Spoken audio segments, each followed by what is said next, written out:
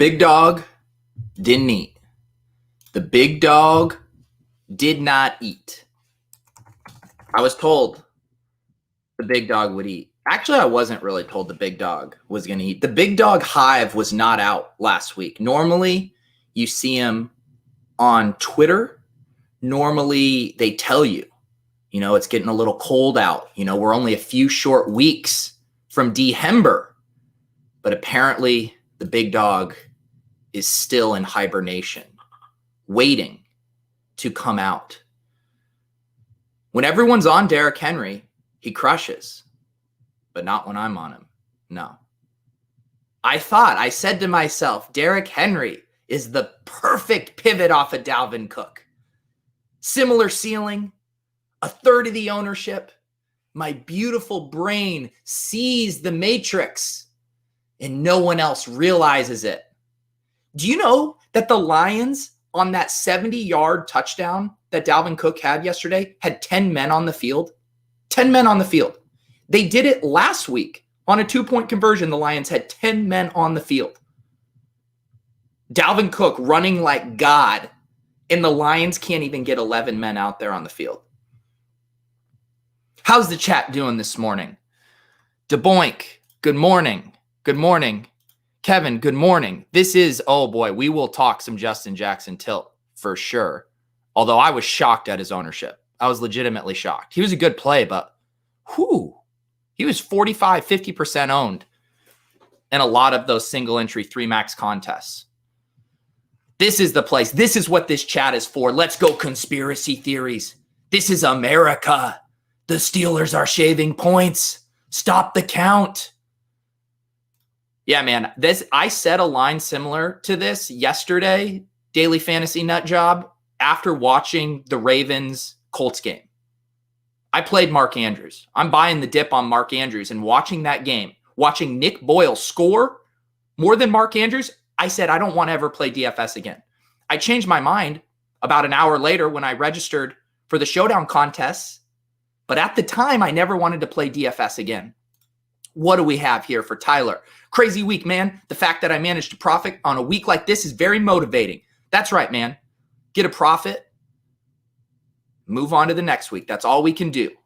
Tyreek Hill, 19 opportunities. Guy just continues to score touchdowns. Mahomes, just 4 TDs every week. Book it. Why overthink it? Just double stack him and Kelsey every week. Toss in Demarcus Robinson if you like. Easy game. Bring it back with Christian McCaffrey, the best running back in football. Apologies, Dalvin. Easy game. Baltimore stacks are dust. Yeah. I mean, these are, how they have the stages of grief? This is the stages that I've gone through the Ravens. Game stack with the Ravens. Okay, that doesn't work. All right, we'll do the double stack. No bring back. Marquise Brown. Oh, that doesn't work. Okay, let's just do the skinny stack. Just do the skinny stack with Lamar and Mark Andrews. No, that doesn't work either. The stacks don't work. I've tried them all. They don't work. Good morning, Erocha. Can we talk about how Patricia is limiting Swift and keeping us from shipping? Yes. We're going to pull up my lineup here in 1 second. And see, that's exactly what he's doing. Matt Patricia needs to go. Our lineups need to win. We need to eat. We need to feed our families. And Matt Patricia is out here rolling out 10 men on defense and giving Adrian Peterson carries and touches over DeAndre Swift. Kerryon Johnson's getting red zone looks. Let's pull up the spreadsheet. I already did the spreadsheet formatting this morning. Whoo, boy. This was not a good one. We will review my 2 spy lineups. I played the big spy and the little spy again. Big spy, disaster. 103.54 points. 49.36 points off the cash line. Bottom 12th percentile. Finish in 4,907th place. $0. Baby spy, 135.8. Cash line 152.64. Getting closer, but not close enough. 920th place, $0. Let's look at this lineup. Imagine me at the start of this game, and I will say, the past few weeks, I haven't felt good at lock about my lineups. You know, there's some plays you like, but all the pieces aren't coming together. This week was different. I felt so damn good about this lineup. I loved it. I loved it. Deshaun Watson to Will Fuller and Brandon Cooks. You bring it back with Shenault. You know, we're going to talk about that. I debated Chark, but ultimately I wanted the savings on Shenault. I correlate DeAndre Swift with Justin Jefferson, trying to get max leverage. All these plays were trying to get max leverage on Dalvin Cook. We played Derrick Henry as the pivot, and then in that same game, DeAndre Swift, Justin Jefferson. So being like, if Dalvin Cook fails and Derrick Henry crushes and DeAndre Swift and Justin Jefferson go off, we're owning the Dalvin Cook slappies, the chalk donkeys. I thought Chalktober was over, man. It just keeps going. It just keeps going and going and going. And then I said Mark Andrews as a one-off tight end at 4,800, 5.4% ownership. What a beautiful play by me. Little did I know I was playing Nick Boyle's backup. And then we had $2,500 left at defense. Everyone always tells me the chalk defense gets there. The cheap top chalk defense always gets there. Why not play the Falcons? Oh, this is the game Drew Lock throws for over 300 yards? Okay. I didn't mind the A-Rob correlation with Henry. It was just expensive. It was hard to fit in, and I did want to prioritize Justin Jefferson.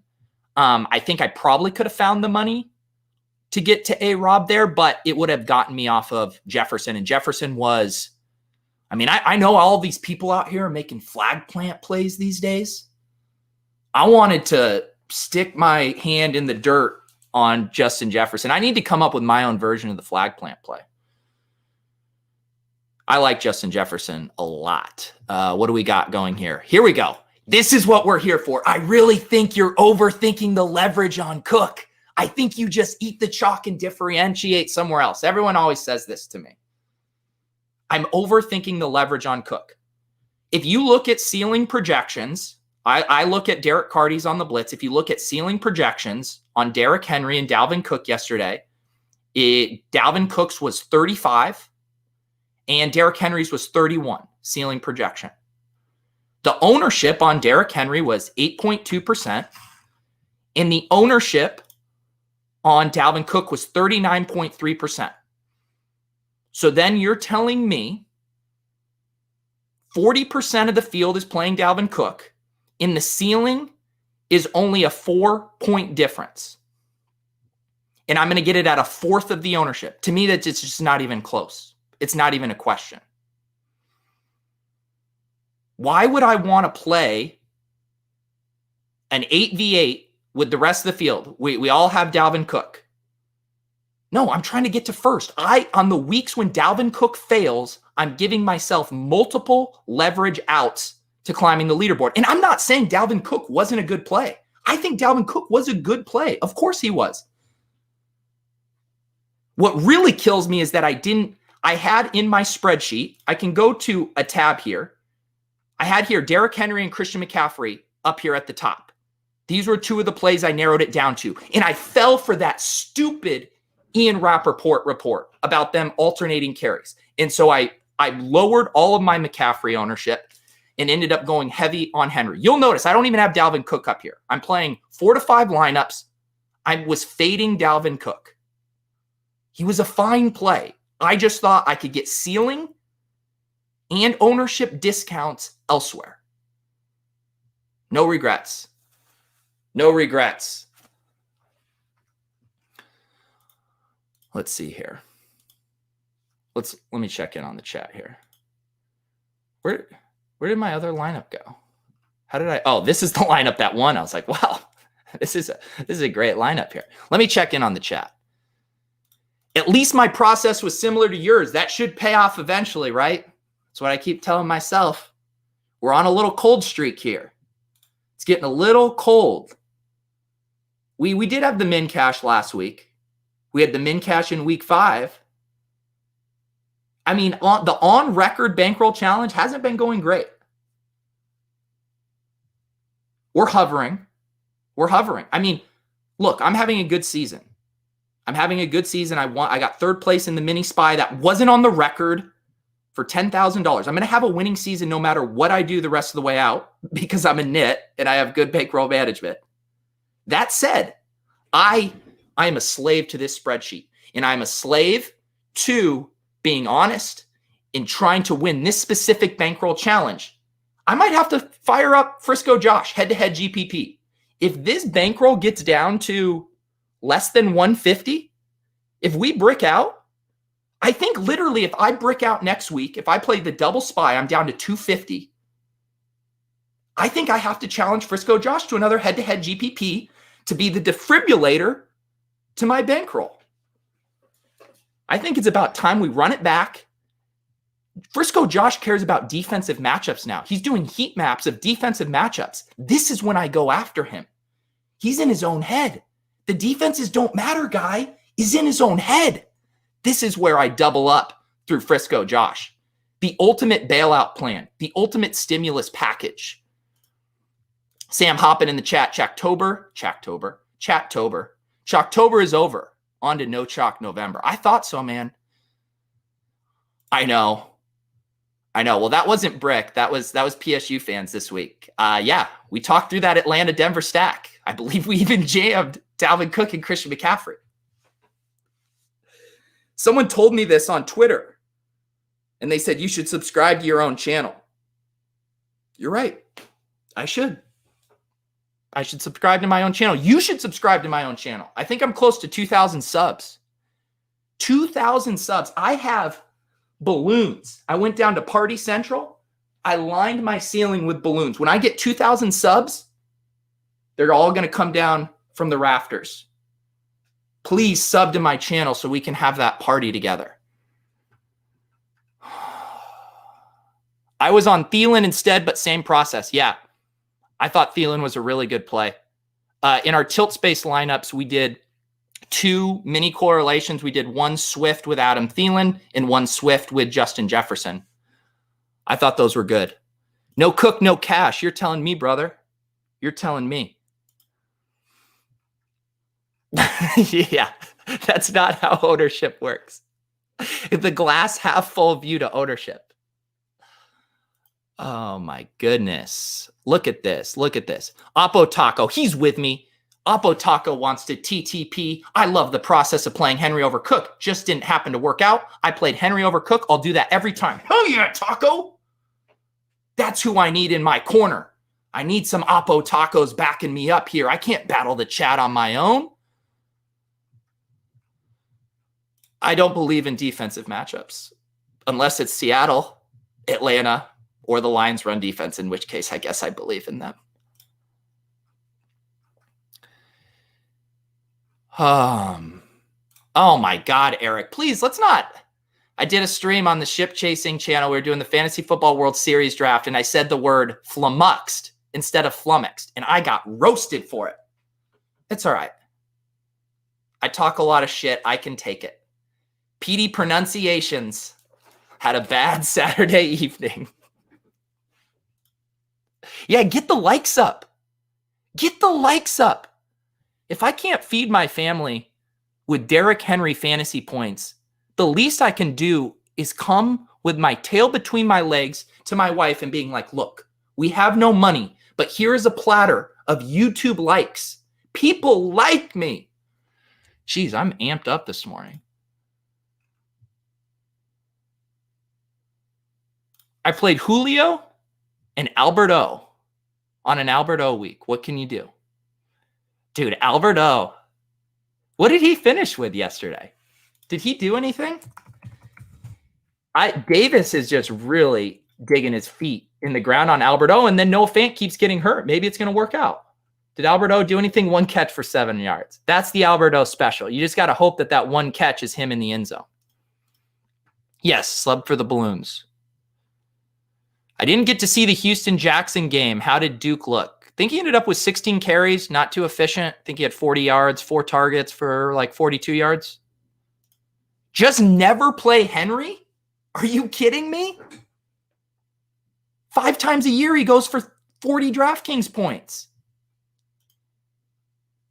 All right, let's review these lineups again. I feel like this has been enough tilting. So on this lineup, again, I still feel good about this lineup. Laviska Shenault leaves the game early. Mark Andrews bombs. Justin Jefferson and DeAndre Swift don't hit their ceilings. Derrick Henry bombs. I mean, these are the lineups I build. It's correlated. Yeah. It's just like the meme of just like shoveling dirt on my grave. I'm just in there and I'm yelling, it's correlated though. It's correlated. Let's see what first did, and then we'll look at the baby spy. Josh Allen to Stephon Diggs, bring it back with a cheap David Moore. Christian McCaffrey, Dalvin Cook. I liked Evan Ingram a lot. I had an Evan Ingram, Antonio Gibson team. Darnell Mooney as a one-off. Jerry Jeudy as a one-off. I'll say it again. These aren't the kind of lineups I'm going to build. They make sense, right? Obviously, jam the 2 best running backs. Josh Allen was one of the best quarterback values. Stack him up with the obvious wide receiver value. I like the cheap bring back. It's hard to, you can't afford Christian McCaffrey, Dalvin Cook, and a Tyler Lockett or DK Metcalf. You get David Moore. It's just hard for me to land on all the one-off plays perfectly. Nail another punt wide receiver, Mooney, not correlated with anything. Nail Ingram, I don't mind. Tight end, you can do whatever. Jeudy is the one-off. Good prices. Nice lineup. I'm not salty. I'm not pissed. I'm not pissed that my beautifully correlated lineup didn't win $100,000 like Michael. Congratulations, Michael. I do think there's some really nice plays in this lineup. Let's check out the baby spy. So I actually did a late swap. I did a late swap in this one. I did a late swap because I said, then I'll have something to talk about on the stream tomorrow. It'll buy me some time. Instead of just pointing at my lineups and saying, trust the process. The process is always right. I said, no, we can do a late swap here. So initially, I thought there was uncertainty about Ezekiel Elliott playing. I thought I wanted to leave myself some outs to play Tony Pollard at $4,000 if Zeke didn't play. So initially in this lineup, instead of Justin Jackson and Henry Ruggs, I had Tony Pollard and Chase Claypool. But I had looked at these swaps ahead of time. And there were a few swaps I was considering. I considered Chase Edmonds to Jakeem Grant. Jakeem Grant was really cheap at $3,100. Chase Edmonds was going to also be a popular running back play. And then, of course, Chase Claypool and Tony Pollard. I thought it would be similar to kind of the DJ Dallas situation last week where we have Tony Pollard. We know he's going to catch passes. I didn't care about the matchup because I thought he was going to catch 6 or 7 balls, get all the touchdown work or goal line work if they were to have it. I know they had a super low implied team total, so the touchdowns were probably going to be few and far to come by. But I wanted to give myself some outs there because I thought both those guys had pretty big upside at low ownership. Ezekiel Elliott gets scratched. I immediately say, hey, I got to go fix this and figure I'd correlate here with Justin Jackson and Henry Ruggs is a little bit of a higher ceiling than I thought Chase Edmonds and Jakeem Grant had. I thought Jakeem Grant was a solid play at $3,100. So in this lineup, you guys would be so proud of me. I was willing to eat some chalk. I knew Allen and Diggs were going to be popular. I knew that. And this goes back to those things. The blender, play whoever you want. I wanted to play Josh Allen and Stephon Diggs. I just wanted to. So then I have to say, what do I do to make this a solid lineup that can actually win first place, even starting my lineup with these 2 chalky pieces? So the first thing I said was, I want to stack with a secondary Bills piece. I've personally been a little spooked on John Brown. He was off the injury report last week and looked awful. And I thought he was going to be higher owned than Cole Beasley. who's had a really nice role in here. And he also has a little bit more touchdown upside than I think people realize. They will use him in the red zone. So I thought, hey, this saves money. No one's going to play Cole Beasley. And then, of course, everyone, I get the Lockett play. He's $1,000 cheaper. People are afraid of Tre'Davious White, yada, yada. But I knew he was going to be way higher owned than DK Metcalf. So I love DK Metcalf as the bring back. Paying up to get the guy. I mean, DK Metcalf, all he does is scorch the earth every single week. And he's 5.3% in the best game environment of the week. The highest over under 55. Over under DK Metcalf's 5.3%. I really wish this lineup won so I could say, what is wrong with you people? But I can't. So that was my stack there. I mentioned I did an Ingram, Antonio Gibson. I liked those plays a lot. Oh my God. Did you see that drop pass that Evan Ingram had later in the game? Just hit him right in the numbers. Come on, Evan. And that's the lineup. That's the lineup. Here was another little kind of leverage thing playing the Vikings defense. What if they steal some of the touchdowns away from Dalvin Cook? And then the Justin Jackson, Henry Ruggs. Man, I don't think I would have done this pivot if I thought Justin Jackson would be this owned. I knew he'd be popular, but I thought he'd be more in the 20 to 25% range. It honestly blows my mind. And maybe my mind's just so messed up because I thought J.K. Dobbins, I thought DeAndre Swift, I thought Melvin Gordon, I thought David Montgomery. You can look at my spreadsheet here. These running backs, Montgomery, Dobbins, Gibson, DeAndre Swift. Don't think I wasn't putting Patrick Laird on that spreadsheet. I didn't end up on him.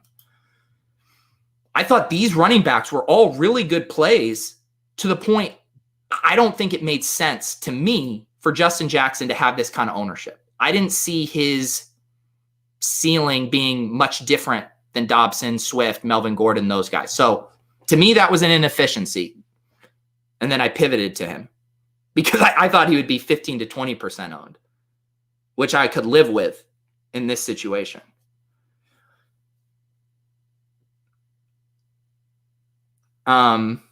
Okay, let's see here. I got to catch up on the chat. I know, man. That's what I said. 38%. Holy shit. Who was touting Justin Jackson? I don't think I listened to enough shows last week because I didn't see the Justin Jackson hype train. Yeah, it was a decent start. I was feeling pretty good about it. I mean, I needed, Josh Allen throws all those TDs and none of them are to Diggs, Beasley, or John Brown. That hurts. I also went Patrick instead of Judy. Cost me the ship. Damn. I thought Tim Patrick was a sharp play coming back. People don't like playing guys coming off of injuries. They get spooked, but they continue. I still think it's one of the best exploitable things. One of the bigger inefficiencies is getting that injury discount coming back. Played our Laird and Savior in the bankroll challenge just to feel something. You know what? I will say I was disappointed. So I always knew Jordan Howard was going to get the early down work, but I thought, and so did Cardi. We can go look at Cardi's. This is a ceiling projection here, 18.8. I put in the ceiling projection is this middle column, salary, ceiling projection, ownership. Those are the things I like to look at when I'm trying to clear my mind on Sunday morning. I thought Laird was going to catch 5 or 6 balls. The fly in the ointment was Salvon Ahmed. He came in and was getting that work. It ended up being a 3-way committee. And to be fair, there was the quote from Brian Flores this week, and he said Jordan Howard, Patrick Laird, and Salvon Ahmed are all going to get work. So it happens. It happens. ETR was on Justin Jackson. Those assholes over at ETR pumping and dumping Justin Jackson's ownership. Who was I talking about? Justin Jackson or Patrick Laird? I was probably definitely talking about Patrick Laird. I don't think I ever talked up Justin Jackson. If I did, it's probably because I do 12 shows a week and I don't even remember half the shit I say. Yeah, I'm the same way with you. I literally text with Patrick Laird and I didn't know who Salvon Ahmed was. He looked good, honestly. He went to UW, I think. They have a thing for these UW guys, Myles Gaskin and Ahmed. Yep, coming back from injury and questionable tag for the week. It's definitely where the money's at. So yeah, this was just one of those weeks where I didn't get there. The chalk hit too hard. I hit both of my game stacks, roughly. An Allen to Diggs with Metcalf. I mean, that smashed. I mean, the start of this game over on my other one here, Watson to Cooks. I mean, I was dead on the water with that stack once Shenault left with the hamstring injury. Rough day for my brand guys. Patrick Laird doesn't get a ton of burn. Shenault leaves early. Rough day. Let's see if first place in the Baby Spy was similar. Pretty similar. Well, Drew Lock to Jerry Jeudy. No Atlanta bring back. Terry McLaurin and Logan Thomas with no New York Giant bring back. A one-off DJ Dallas. Correlated Marvin Jones and Dalvin Cook. I think that made a lot of sense. Titans defense I thought was a good play. Again, these are lineups I'm not going to make. DJ Dallas, though, again, another one of those guys in that $5,000 range. I got spooked by Alex Collins getting called up, the way Pete Carroll was talking about it. How did they end up divvying up those carries yesterday? I'm actually curious. DJ Dallas, 7 carries. Homer, 6 carries. Alex Collins, 2 carries. Yeah. And Homer getting 3 for 64 in the passing game. So last week was a unique situation for Seattle where DJ Dallas was literally the only guy left in that backfield. So I wasn't quite on him, but I see the case for it. DJ Dallas was still most likely going to get the goal line work. He's not playing any other Seattle Bills guys in this lineup. I don't mind that as a one-off play.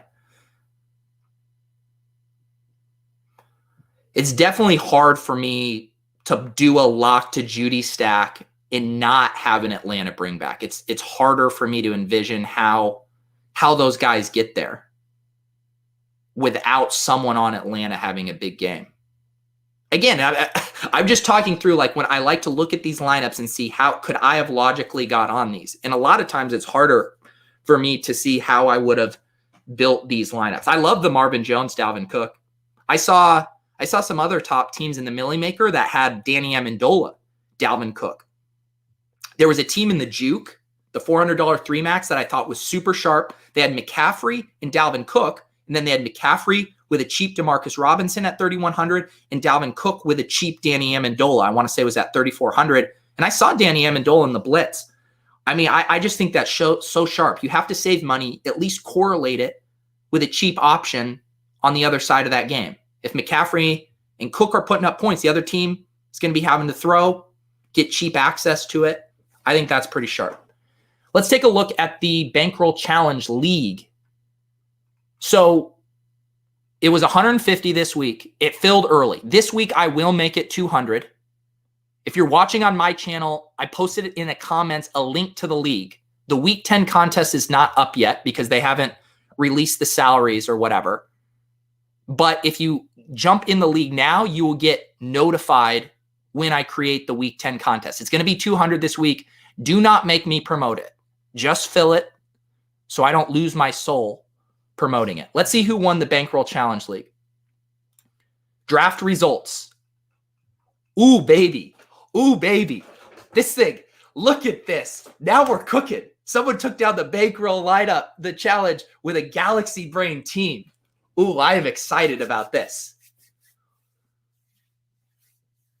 Patrick Mahomes to Travis Kelce, and you bring it back with Christian McCaffrey, and then he says, I also want to jam Dalvin Cook. So now I've spent $8,100 on Mahomes, $8,200 on Cook, $7,200 on Kelce, $8,500 on McCaffrey. Well, time to save some money. DJ Dallas, one-off. Larry Fitzgerald, Jakeem Grant, little correlation there. Danny Amendola with Dalvin Cook, just what I was just talking about, saving money with that Dalvin Cook correlation pair. And then Falcons D. Dallas, Fitzgerald, Grant, Amendola. I mean, Amendola barely gets there. These other guys just serviceable, just studs and duds. Studs and duds at low ownership. Love it. Love it. Let's see here. Let me check in on the chat. Sometimes I just, I get rolling. And I forget the chat is here. Kevin Thompson, you got third. Everybody playing Cook this week. Was pregame LeBron clapping up the chalk and relishing it? Let's see here. Kevin, you had to have played Dalvin Cook. Oh, Kevin, you were so close. You were so close to winning this thing. Let's check out Kevin's lineup. Justin Herbert, stacking it with Justin Jackson and Keenan Allen. Bring it back with Darren Waller. Nice stack. Playing Judy as a one-off. Dustin Johnson. It is Masters week. Deontay Johnson. Dalvin Cook with Marvin Jones. Love that correlation. Vikings D. I don't mind having Marvin Jones going against the Vikings D there just because Vikings D was so cheap. I like this lineup. I think this was a nice lineup. Let's see here. Dun, dun, dun, dun. DeBoink got 5th place. Aldo. Oh, yeah.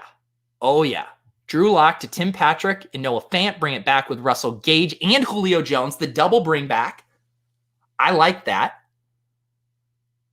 Antonio Gibson and Terry McLaurin. Dalvin Cook. Titans D. Again, look at these. I mean, this is a small tournament. 150. Aldo essentially getting 2 things right. I would say 2 things right. Identified a great game, the Drew Lock Atlanta game, and Dalvin Cook. I guess we could say 3 things right, getting Terry McLaurin. But even then, you don't have to be perfect. Fant gets hurt. Gage does nothing. Patrick barely gets there. He gets there on that TD, but it doesn't matter.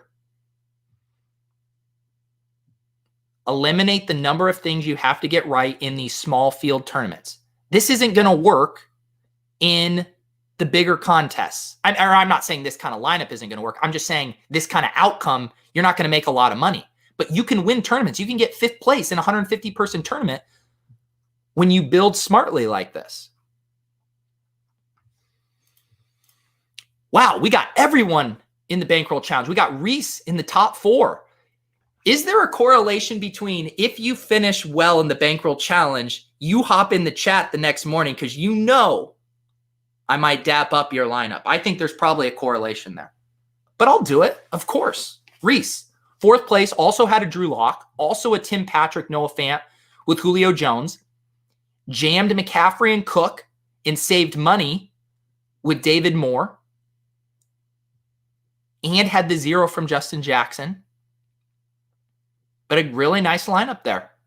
I love David Moore as a one-off. Like, to me, last week we saw it with Demarcus Robinson. He was 3,000 or 3,100. This idea of targeting the cheap, low-owned ancillary pass catchers in a game that's projected to see a lot of points. It allows you to jam in studs. It allows you to get some leverage on the chalkier options, and it gets you on a unique roster construction. I think those plays are really sharp. I can't believe ETR Josh Justin Jackson to the people. Can you believe that? 100% trying to get the DAP. I'll DAP you up. Of course it's open to new listeners. It's open to whoever. I also have the Discord channel going. The Discord channel's been fun. I think there's over 200 people in there. I don't promote it on Twitter because I do want it to just be for the people who watch these streams and want to talk football. If you're watching on my channel, there's a link to the Discord. And it's honestly, it's pretty cool.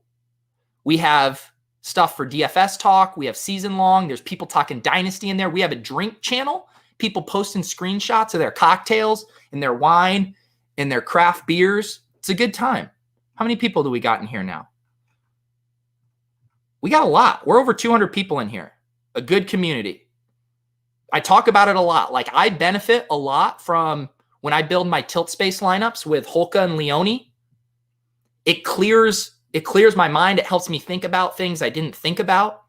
I get narrowed in on certain plays that I like. And it's nice to have someone else to be like, well, did you think about this? Or I don't actually like that much. Or ownership could be changing there. Did you think of this? Bouncing ideas off of people, I think, is a very valuable part of the DFS process. So that's my plug for the Discord. The Roto Grinders has a great Discord community as well. You got guys like Head Chopper and Blender in there answering questions. PSU fans this week saying how active he is in the Discord. Take advantage of those communities. It's hard to do this stuff on an island.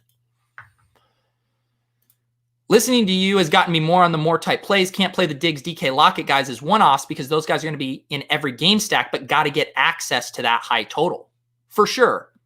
For sure. I think you could have played DK as a one-off this week just because he was going to be so low owned, but like you said, he was really expensive. So get access to that game in a cheap way. I thought that was sharp. Ian Douglas asks, in large field GPPs, do you think correlation is less viable than it would be in smaller field high stakes contests? So, I mean, I've talked about this a little bit before, and you hear me saying things like you only got 2 things right or 3 things right. When you look, actually, let me pull this up because I was in the Millie Maker, so we can look at the winning Millie Maker lineup here. And I'll pull it up and we can talk about it. But the way I think of the Millie Maker is instead of having to get 2, 3 things right, you're having to often get 7, 8, 9 things right. 9 individual things right. You're needing a ceiling at every single position. So often we see when we correlate, you're playing Tim Patrick and Jerry Jeudy together and just hoping that you can capture the largest share of those Broncos points through those 2 guys. But in the Millie Maker, you can't take let's say Jeudy and Fant. In the Millie Maker, you can't win the Millie having Fant, even if you have Jeudy. You also need to nail the tight end. You also need to have the Irv Smith there. So it's just harder. It's like hitting a 9-leg parlay versus you can win a 3-max or a smaller tournament with a Noah Fant bagel because you correlated with Locke and Jeudy and you got on Julio coming back. But it's just harder to do. Let's see if we can find the Millie Maker. I just put 2 lineups in there. I had to put a Laird LaVisca lineup in the Millie. I mean, come on. Let's see what they look like here. See, this is what I was talking about. They did a lock. Here, let me get rid of this off the thing. They did a lock to Jeudy and didn't bring it back. So to answer your question, they sacrificed correlation because they knew they had to hit all of these other individual one-offs. Similar to the David Moore play, Gabriel Davis, 3,200, cheap, unowned guy in a high total game. I like that play. Jonnu Smith, I thought was one of the better cheap tight ends. If I go over to my spreadsheet here, I had Jonnu Smith up here along with Ingram, and let's ignore the Mark Andrews part. Where am I here? I want to go back to this Millie Maker. Christian McCaffrey, Dalvin Cook, Terry McLaurin, Jonnu Smith, Gabriel Davis. These are all one-offs with no correlation. It's just really, really hard to nail one-off after one-off after one-off. It's just really hard. So I think correlation is still incredibly valuable. But I think you have to, in the same way, if you're playing Showdown, if you have all these rules in your Showdown and you're like, well, this guy has to be in here with this guy and blah, blah, blah, you're going to outrule yourself from having a chance because in a 1-game sample, we see so many random things happen and those correlations speak to a larger sample size. So the correlations are nice because they point us in the right direction. But in a 1-day sample size, in a Millie Maker contest with how many people were in this? 228,000? I mean, the strongest correlation in DFS is QB to wide receiver 1. There's diminishing levels of correlation when you move past those. they're still incredibly helpful for us in the smaller field stuff. But in this, I'm not an MME milli maker player. If I were, my guess, and again, I'm talking just out of my ass here, my guess is I would have very simple stat correlation rules. I think I would probably have a QB to wide receiver with a bring back. And the bring back didn't even hit here. And then I would let it rip otherwise. Because I just think it's too hard. You really need a game to go over 60 points total to have a game stack really work in the milli maker. You just have to have everyone hitting at a big rate. I talked with Leone about this on the Tilt Space yesterday. It was actually Joe Holka was out sick. I have the link to the week 9 Tilt Space down below. And we talked a lot about this kind of stuff. Leone was like, I don't even like playing these contests because it's that thing where you look at the lineups and I have to be realistic with myself and say, hey, I'd never make a lineup like this, which again, some people love playing these kind of contests and I don't fault them. But I think you just have to be realistic about the contest you're playing, the goals you have for it, and then build accordingly. What kind of bankroll nit plays the millie? I know, man. I had to put 2 lineups in.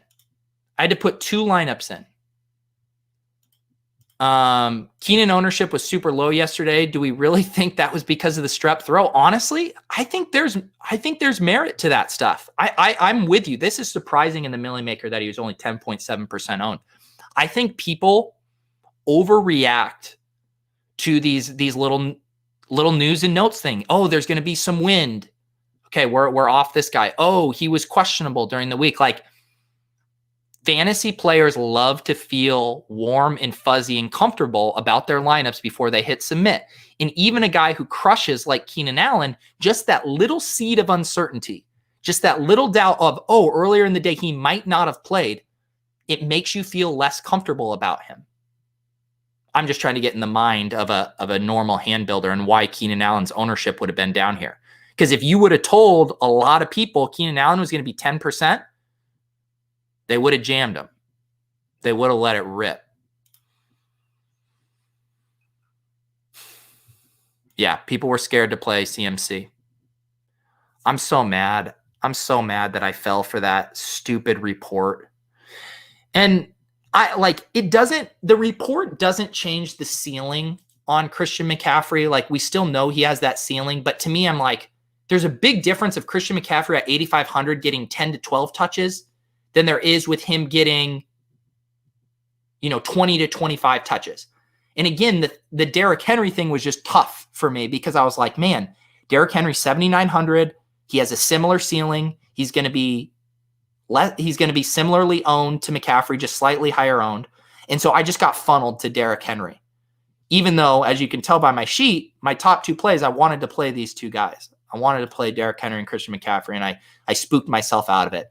I think the other thing that was hard about McCaffrey is I wanted to correlate him with something, and the correlations were just expensive. We saw that lineup. If you wanted to get in Christian McCaffrey with Travis Kelce, which would have been a smash and make a ton of sense, it's just expensive. And you needed to probably get down to Drew Lock to kind of facilitate something like that. All right, guys. Like I said, the Bankroll Challenge League, the link is in the show notes.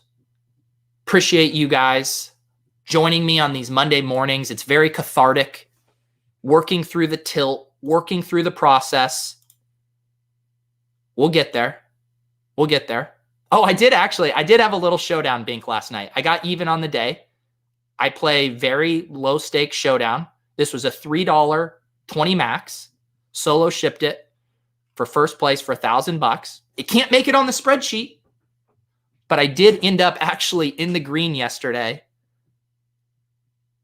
Drew Brees, Alvin Kamara, Emmanuel Sanders, Saints D, Leonard Fournette, Godwin. So it ended up being an okay day. All right, guys. Smash the subscribe button. Hit the like button. Thank you to RotoGrinders for hosting us. We will be back on Friday. Haven't booked a guest yet, but I will get... No, I already know who the guest is. I actually did already book it. I did this a couple weeks ago. Leone and Joe Holker are going to come on, and we're going to talk through how we build our lineups for the tilt space. We're playing this past week. We played the $1,500 single entry game changer, and we maxed the juke, $400 3 max. And those are the lineups we've been building for the show. And so we're going to show you guys how we talk through those, how we build those collectively on a Sunday morning. I think you guys will enjoy that, kind of talking through that process. So we will see you guys on Friday at noon Eastern. I will post the listener league once the salaries are released. And yeah, that's the good stuff, guys. All right.